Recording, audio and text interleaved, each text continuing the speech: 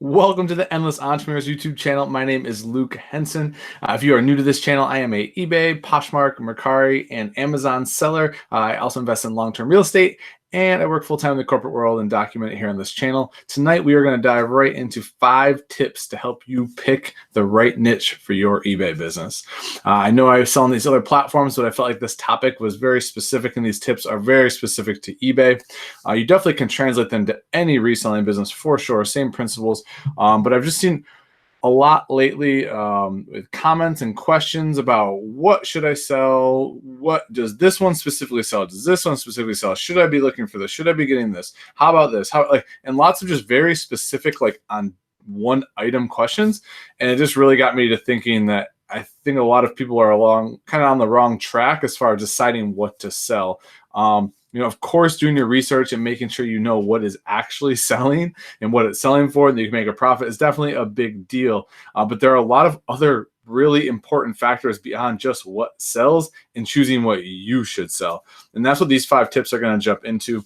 I'm hoping that some of these aren't what you've necessarily thought about previously, and so they can add some value and some extra insight as you're trying to either grow your business, start your business for the first time, kind of take that next level. Hopefully these will help. So I'm going to jump right in. If anyone's in the chat, can just let me know. We are live. Just let me know you can hear me. Okay, that would be great. I will do some Q&A at the end after the tips, so I like to give those up front.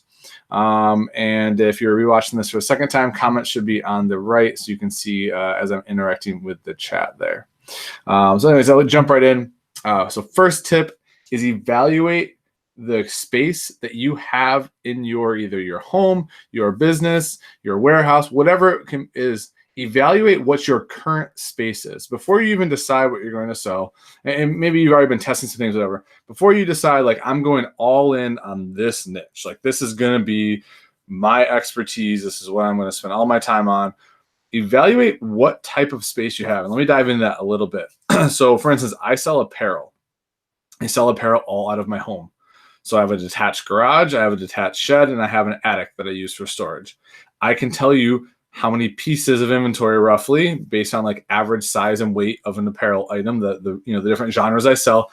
I know about what capacity I have here. I have capacity for about 20,000 items. Like, that's what I have capacity for. Now, I don't think I want to have 20,000 items here, but I know with infrastructure, with setup, what I could probably get to comfortably and still operate. I don't think I could fulfill the orders, and there's a lot of logistics, but like, I know that data. I can think about that. And as you're discovering a niche or thinking about different areas you want to sell, and just to kind of back up, the level set on niche, right, is kind of the definition around that when you're thinking of a business is you're picking a specific subset of products all related to each other in a specific genre that you are going to know more about them than any other product you could sell. You're going to spend your time setting up distribution, right, the sourcing, getting your cost of goods as low as it can, being the leader in your whatever platforms you are in selling those things, or you're going to focus all of your time on that area. And we'll get into complementary ones and things like that in a little bit, but that's what I mean when I'm talking about niche. And I think the space component gets overlooked in the beginning a lot when you're trying to decide what you want to scale to or grow to or sell, and it comes back to bite you later, right? Like, you might love selling vintage electronics, and they're hugely ROI positive, and the margins are enormous. Flipping DVD combos and things like that, and VCR combos and all those things, and they're enormously profitable. And I think they're a great item to sell, especially depending on what area you're in. But they take up a lot more room, right? They take up a lot more packing and shipping supplies, which is also going to take up room to store and have on hand. There's a lot of things to think about that actually can complicate that for you space-wise, depending on where you are. And it's not that you shouldn't sell them. It's just you need to decide if you're equipped to sell them that deep and at that scale that you want to get to. So that's tip number 1, is really take the time, evaluate the space that you're working out of, growing your business out of, and decide, at least pick a couple different products, right, that you think will work for you. Do some rough estimations, do some measuring, measure the spaces you have. Think about the shelf heights you can get. Think about, the bin sizes that can hold the items that you might want to sell. Think through those things. Do the quick measurements, calculations, so you have a rough idea and you can make some really educated decisions. So second is identify in your area what is plentiful. So I think that is a member of the reseller community, and unfortunately, I'm a part of this problem, right? As a person who creates content, I am contributing to this problem I'm about to describe. And so for that, I am sorry. But we have a set amount of content creators, not set amount, but there's a defined amount right now currently of people producing content. And there are themes in that content, right? A lot of the people sell the same things. And a lot of the content out there to educate yourself and learn about is about the same products. And I think what happens kind of that group think by default is it's easy and accessible to learn about a certain niche or genre because the information is plentiful compared to other ones. And so naturally, it just makes sense to gravitate towards that because you have a steady supply of learning information. Maybe it seems trendy or cool or whatever. It makes sense. And so I contribute to that just as much as any other content creator. And I think that a lot of times we lose out on opportunities of what's there as a niche that might be very, very ROI positive for your area. But because we consume all the same content and all the same content creators, we kind of get hung up on that. Oh, well, it's easy to learn about this, so I'm going to sell this. Or this person I love, they sell this, I'm going to sell this. And the reality is geographically in your area, everyone has a different advantage based on what's plentiful to them, right? It might be apparel. It might be vintage electronics. It might be some random liquidation company that has some products and replenishables you've never thought of. There could be so many different things specific to your area, but if you don't take a step back and really think about that and don't just decide to sell what the next person making a video is selling, you're really cutting yourself short as far as your long-term growth, I think. I think it's important and also to test that, right? So as you're going to thrift stores, right? Maybe pick 3, 4, 5, 6 niches that you're going to try out and see how fast you run an inventory, how fast the stores replenish. Like, are they coming up with that a lot, or is that a one-off opportunity, right? Take the time to test all those things while you're learning these different small niches. Figure out what is plentiful and what you can have a supply of. Looks like we got a bunch of people dropping in. I'll just give a couple of shout outs here. We got Anita here. Actually, I'm not going to go through. So I just tell myself I'm not going to shout everyone out, but we have a bunch of people in the chat, so I appreciate everyone jumping in here. I do want to stay on the tips right now if we can. So tip number 3 is evaluate systems and logistics. And I know a couple of sellers in the chat here probably can appreciate this one, and some bigger sellers, much bigger than me, I think, in the chat right now, can think about how important systems and logistics are to your niche, right? And we have Side Hustle Network in here, and which I think is recently rebranded. Am I correct? In any case, you can drop that in the chat there for us.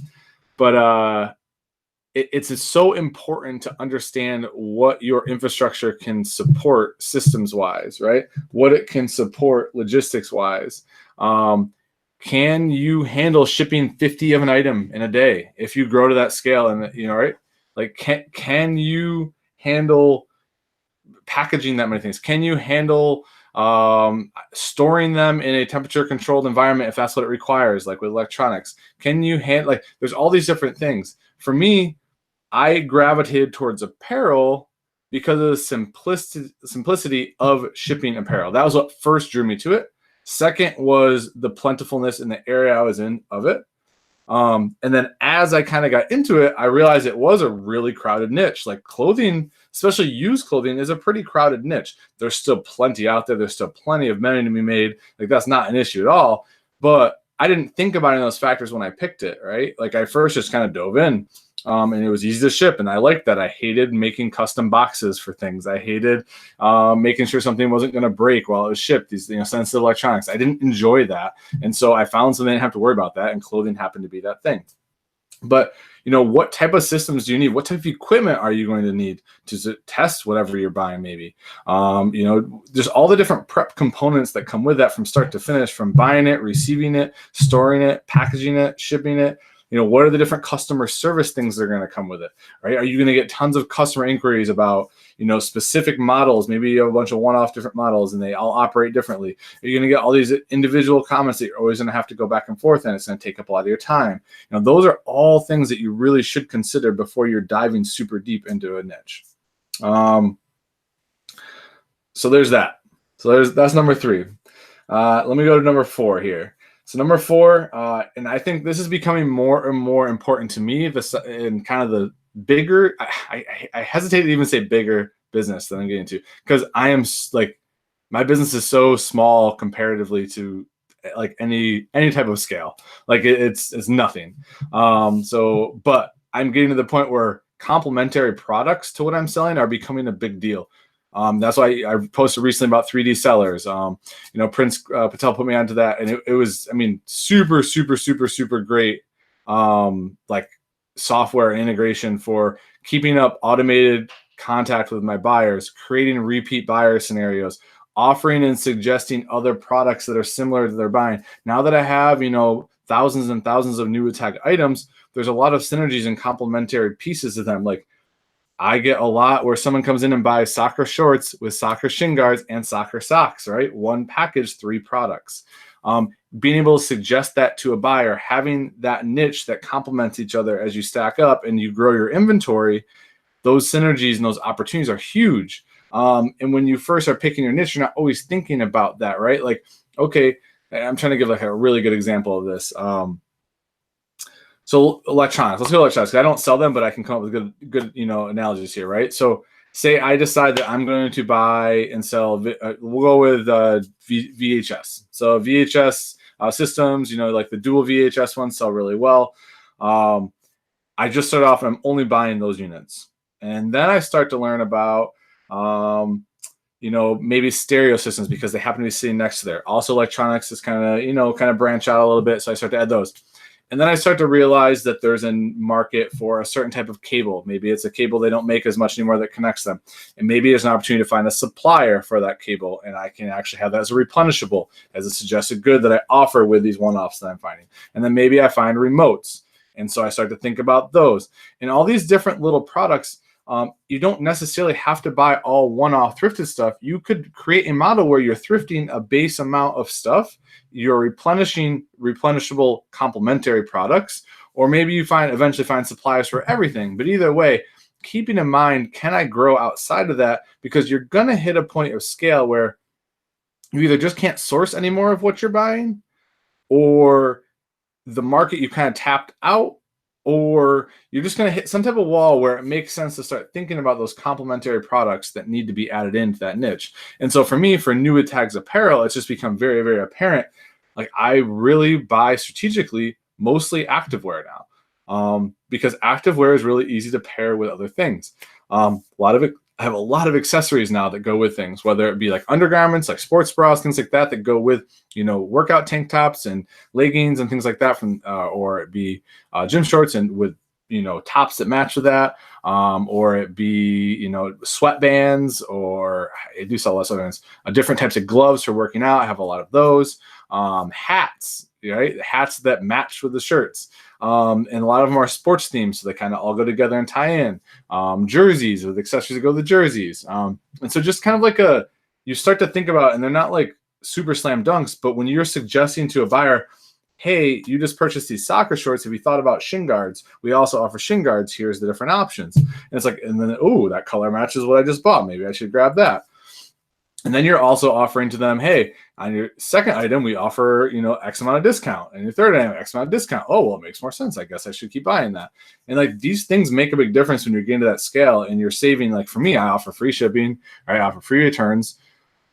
So every time I can sell 3 or 4 items to one buyer, I'm winning from a profitability standpoint for the most part, because the shipping is, lower and lower per item.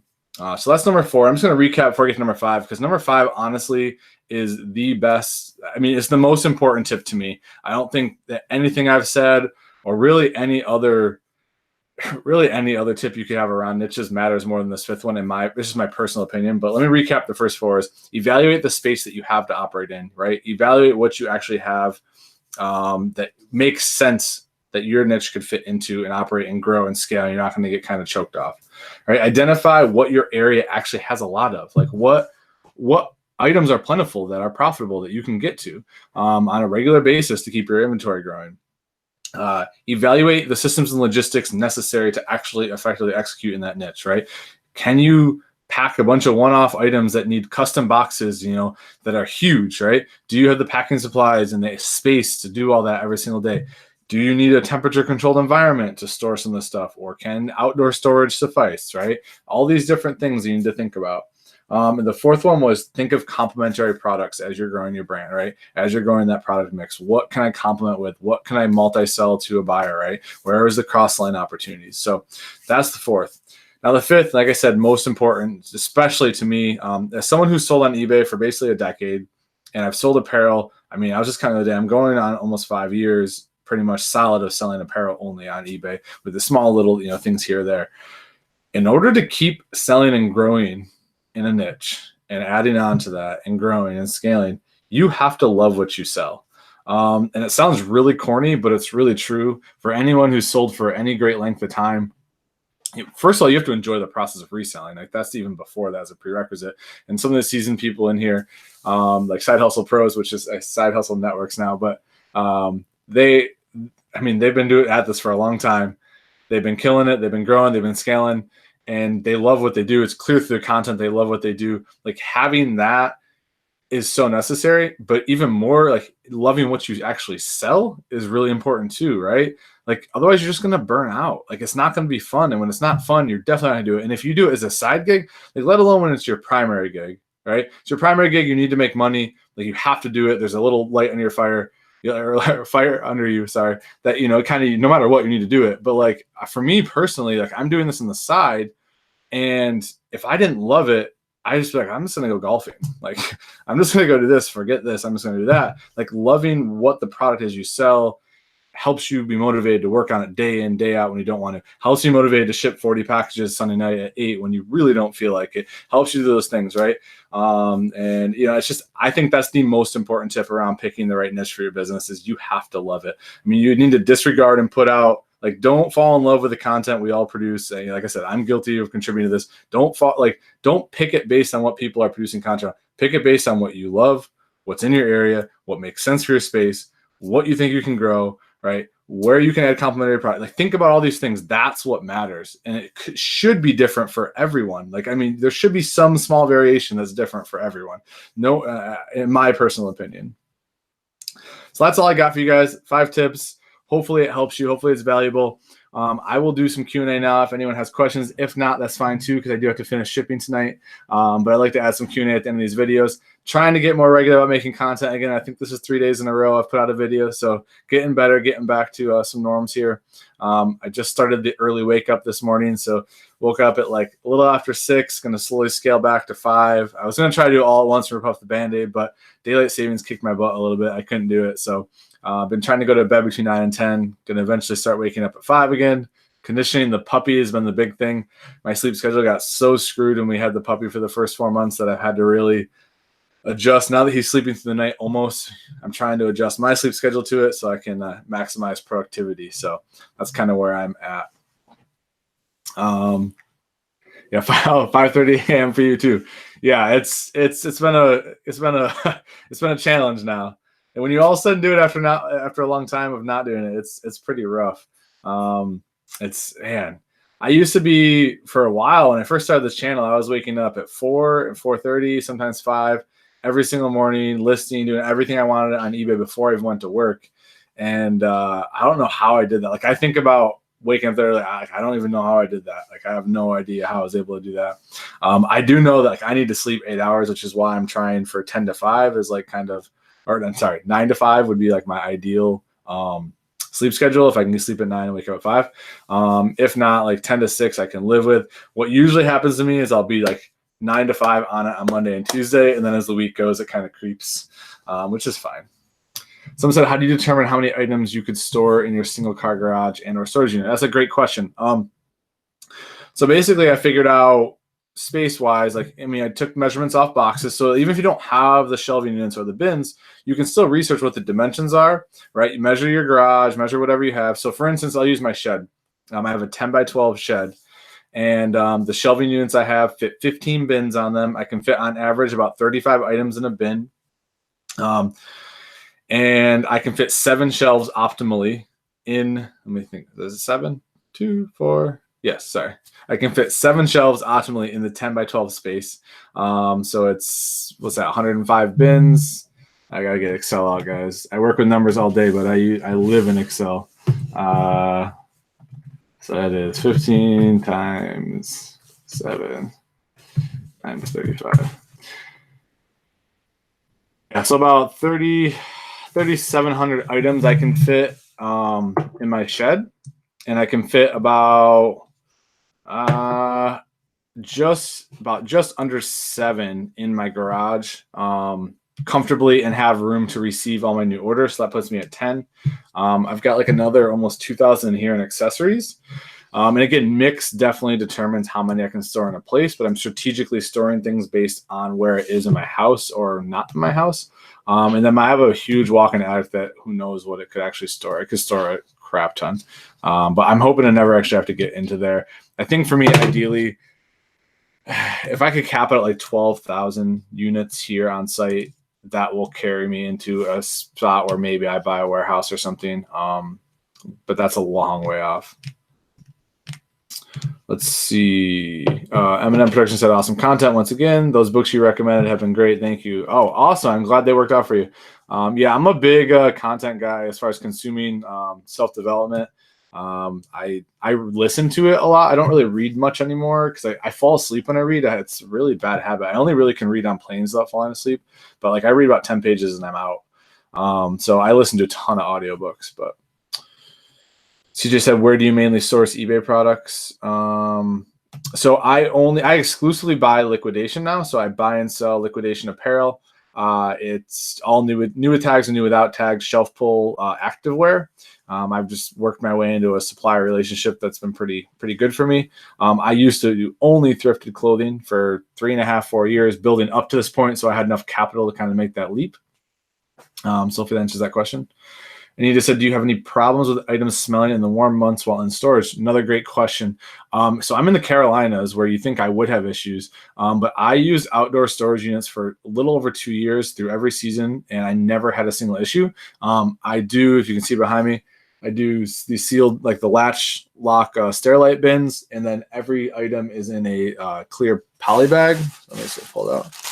And it's just got tape over it. So between those two things, I never really have issues. I haven't had issues. And I even had, during our last hurricane, a tree fell in my garage, and it rained into the garage through the hole in it for like 2 straight days before we could get it off or do anything with it, all over my inventory, and I didn't have any damage or smell issues. So I think it's a pretty good system for, as long as you're not selling through like once every 5 years and you're turning inventory fast enough, it's not an issue. What else we got here? Let me scroll to see if I'm missing any questions. About like 5 minutes, I'm gonna be wrapping up here. It's been interesting too. So I've had a lot of multi-item purchases lately. And I don't know. I've only had 3D sellers for a couple of days, so I know it's not because of that. I mean, over the last like couple of weeks, it's been picking up. I think that I'm finally just getting a good enough mix and consistency across my products that they're being seen. I'm curious to see long-term with the cross-selling emails that are being sent now every purchase, how far that will go in increasing the sales. But I really, really hope that it does. I also, so I want to address a question too. I probably should do a separate video on it. So I just did a video on tips to find a liquidator. And one of the questions was, they're kind of asking about like how much capital should you have. And I didn't really address that in there. And I have a lot of opinions. Hi, Tanya. Thrifty Treasures in the chat. How you doing? I'm probably on the conservative side. There's a reason I still have my, there's a couple of reasons I still have my job. One, I like my job. But two, I like to be able to use all my capital and profit from my business and snowball it back into my business to keep it growing. For instance, like my last bulk buy was just south of $30,000 was sent out for the 7 pallets. Like it was a lot of money for a lot of units. And, granted, I parted that out. Like I sold over half of it ahead of time to local resellers. And it wasn't like me taking on that whole burden, but that's just an example of like, that was just 7 pallets. A truckload is 26 pallets. So for perspective, and granted, as you buy truckloads, the price per unit's going down because you're buying a much larger quantity. And honestly, buying truckloads is really where you get into great economy of scale from like a pricing perspective. But I just think that people don't understand is like the capital needed is enormous, and you're not going to turn that super quick, right? Like I have built a base of thousands of items before I even did that, so I had steady sales to replenish and build that cash up. And I don't think people think about that very often. Like the smallest bulk buy you're going to get is probably a couple $1,000s, like $2,000 for 400 or 500 units, and it's probably going to be middle of the road type stuff because who's going to want to sell premium at that low quantity, and then you're eating your margins. And great point here from Side Hustle Network said that's the problem people seem to forget. When you're doing this more full time, it's incredibly difficult to scale quickly because you can't invest 100%. That's been our struggle for sure. And yeah, you nailed it. I mean, you probably know better than anyone else. I mean, you've been in the trenches. You guys are kind of the rare exception because you're killing it. Like you guys are grinding hard. You're scaling still in spite of that. You guys are doing really well, and you're still saying it's a struggle. So I just think people really should think about that as an issue. I mean, I guess think about it this way. In optimal conditions, selling on your own, you sell $100,000 on eBay and you get to keep 60% profit. Let's just say free and clear 60%. You just made yourself $60,000 as a seller, which for a lot of people, that's great, right? But now to sell that $60,000, you had to spend, X amount of dollars. Let's say you had to spend half of it, right, to do that. And that you're not growing your business at all. All you're doing is replenishing it because probably $30,000 of it, right, is going back in to buy more inventory to then keep that going. $30,000 is going in your pocket to pay bills. Maybe this is a bad demonstration, but basically you have to pull that money out to pay bills. You can't pull it out. You can't save it there and go make the next big purchase and drive your cost of goods down and and buy this huge truckload, or like you're just kind of stuck. You really can't do that because you need to keep the cash flow coming to pay the other bills. So I don't know. I'm probably not explaining it very well. I don't, for some reason, I just don't have a great example, and probably because I don't do that. But I can definitely see why that's an issue. And they just said the first admit we quit our jobs way too soon. Yeah, I mean, but you learn from it and you're succeeding in spite of it. So props to you guys for sure. It's funny though, like I've kept my job for different reasons. Like, I mean, that's definitely been a benefit. I mean, the biggest reason I have is I'm super social. If any of you can tell who's ever met me, I would go absolutely nuts working by myself or with just one other person all day long. That's just my personality. I would go crazy. So like until I get to scale where like I can have a warehouse and a team of people that I can engage with all day, like I just couldn't ever make that leap.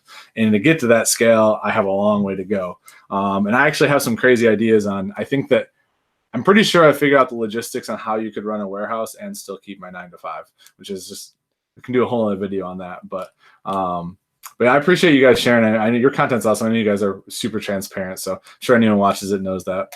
But it's definitely like, I always tell everyone who's like, oh, I want to go full time. I'm like, that's fantastic. What's your plan? Like what savings goal do you want to hit first? What gross sales goal do you want to hit, and what net profit goal do you want to hit before you even think about going? And then usually either they stop talking to me because they don't like the questions I'm asking, or they're unsure, and we can start walking through the numbers. So CJ just asked, when will I buy for the fall? So it's really interesting with my liquidation cycle. I'm getting stuff, I think, from almost 18 to 20 months ago, 24 months ago. So I'm actually like, I got winter stuff all winter long. I'm getting spring stuff mixed in sometimes. Like I just get random batches. And I think what it is my supplier's getting random truckloads from different distribution centers who are liquidating on different cycles.